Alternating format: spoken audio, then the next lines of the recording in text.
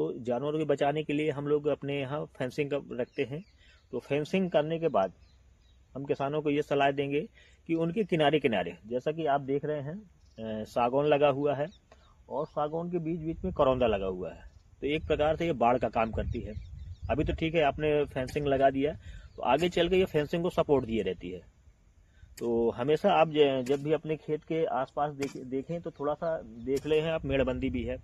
मेड़बंदी से क्या है कि अगर किनारे किनारे मेड़बंदी करा दिया है, इससे ये लाभ होता है कि जो आपका खेत का पानी है, वो खेत का पानी खेत में ही रहेगा, दूसरी जगह बह के नहीं जाएगा। तो आपका जो उपजाऊ जमीन रहती है, क्रीम रहती है, जिस प्रकार दूध में जो है मलाई रहती है, मलाई उबाल आने पर मलाई निकल जाती है, इसी प्रकार खेत में भी उपजाऊ जमीन ऊपरी लेयर में रहती है। तो वो निकल ना पाए, इसके लिए हमने ये मेड़बंदी किया था। मेड़बंदी से जो है खेत का पानी खेत में ही रुके। और हमारे बुंदेलखंड के सम्मानीय पद्मश्री अवार्डेड डॉक्टर उमाशंकर पांडे जी हैं, जिनको राष्ट्रपति द्वारा सम्मानित किया गया है। उनका भी एक मैसेज है, खेत पर मेड़ और मेड़ पर पेड़। ये बहुत ही उपयोगी है हम लोगों के लिए, उनका संदेश, और ये पूरे भारत में लागू हुआ है। उसको देखते हुए लगभग 7-8 साल पहले मैंने भी उनसे मिला हुआ था, पद्मश्री आदरणीय उमाशंकर पांडे जी से। तो उन्होंने हमें सलाह दिया था कि आपकी जमीन उपजाऊ नहीं है, ककड़ीली जमीन थी। तो जब से ये मेड़बंदी चारों तरफ से हमने करवा दिया है, तब से कुछ धीरे धीरे जो है हमारे भूमि में सुधार आना शुरू हुआ है। और किसान भाइयों, राम राम, नमस्कार, जय सिया राम। मैं प्राकृतिक किसान राहुल अवस्थी बुंदेलखंड प्राकृतिक विद्या फार्म से आपका स्वागत करता हूं। जैसा कि मैं देख रहे हुए हम, मैं अपने फील्ड पे हूं, फार्म पे। और समस्या किसानों की जो आती है, फेंसिंग करता है किसान जानवरों से बचाने के लिए। अन्ना जानवर अन्ना प्रथा बहुत है।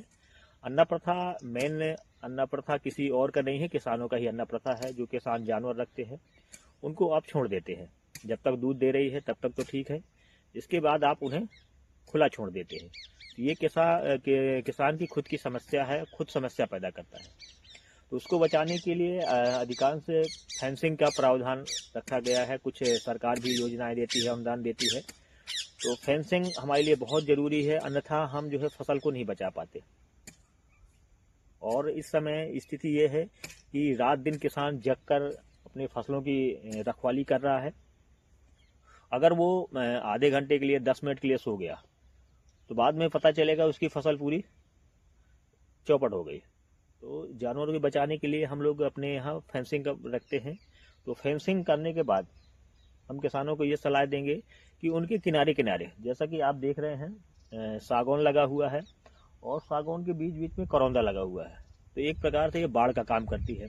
अभी तो ठीक है, आपने फेंसिंग लगा दिया, तो आगे चल के ये फेंसिंग को सपोर्ट दिए रहती है। तो हमेशा आप जब भी अपने खेत के आसपास देखें तो थोड़ा सा देख ले हैं आप, मेड़बंदी भी है। मेड़बंदी से क्या है कि अगर किनारे किनारे मेड़बंदी करा दिया है, इससे ये लाभ होता है कि जो आपका खेत का पानी है, वो खेत का पानी खेत में ही रहेगा, दूसरी जगह बह के नहीं जाएगा। तो आपका जो उपजाऊ जमीन रहती है, क्रीम रहती है, जिस प्रकार दूध में जो है मलाई रहती है, मलाई उबाल आने पर मलाई निकल जाती है, इसी प्रकार खेत में भी उपजाऊ जमीन ऊपरी लेयर में रहती है। तो वो निकल ना पाए, इसके लिए हमने ये मेड़बंदी किया था। मेड़बंदी से जो है खेत का पानी खेत में ही रुके। और हमारे बुंदेलखंड के सम्मानीय पद्मश्री अवार्डेड डॉक्टर उमाशंकर पांडे जी हैं, जिनको राष्ट्रपति द्वारा सम्मानित किया गया है। उनका भी एक मैसेज है, खेत पर मेड़ और मेड़ पर पेड़। ये बहुत ही उपयोगी है हम लोगों के लिए, उनका संदेश, और ये पूरे भारत में लागू हुआ है। उसको देखते हुए लगभग 7-8 साल पहले मैंने भी उनसे मिला हुआ था, पद्मश्री आदरणीय उमाशंकर पांडे जी से। तो उन्होंने हमें सलाह दिया था कि आपकी जमीन उपजाऊ नहीं है, ककड़ीली जमीन थी। तो जब से ये मेड़बंदी चारों तरफ से हमने करवा दिया है, तब से कुछ धीरे धीरे जो है हमारे भूमि में सुधार आना शुरू हुआ है और उपजाऊ बन गई है। क्योंकि वो जो क्रीम बह के निकल जाती थी, अब वो बह के बाहर नहीं जा पाती। इससे क्या है कि सभी किसानों के एक मैसेज है कि आप अपने चारों तरफ मेड़बंदी जरूर करिए। मेड़बंदी से बहुत लाभ है, आपकी जमीन उपजाऊ बनी रहेगी। अन्यथा वो जितनी क्रीम है बारिश में पूरी बह के बाहर निकल जाती है, तो उस क्रीम को आप बहने न दें, खेत का पानी खेत में रहने दें, जिससे आपकी क्रीम जो उपजाऊ जमीन है वो आपके खेत में ही रहे। और मेड़बंदी करने के पश्चात आप लोग जो है देख रहे हैं करौंदा और सागौन, जो भी आप फसल लगाना चाहे, वो पेड़ पौधे लगाना चाहे वो अब लगा सकते हैं। इससे क्या है कि आप एक्स्ट्रा आपकी कमाई सागौन से भी हो सकती है। करौंदा लगा हुआ, करौंदा से करौंदा के फल भी मिलते हैं, इसको आप बेच के मार्केट में आप उससे अर्निंग आय प्राप्त कर सकते हैं। तो ये चारों तरफ आगे चल के जो हमने जाली लगाई थी, इसको सपोर्ट मिलेगा। आगे चल के अगर खराब भी हो जाती है तो ये करौंदा लगा हुआ है, सागौन लगा हुआ है, इससे एक सपोर्ट बना रहेगा, इससे जानवर अंदर नहीं घुस सकते।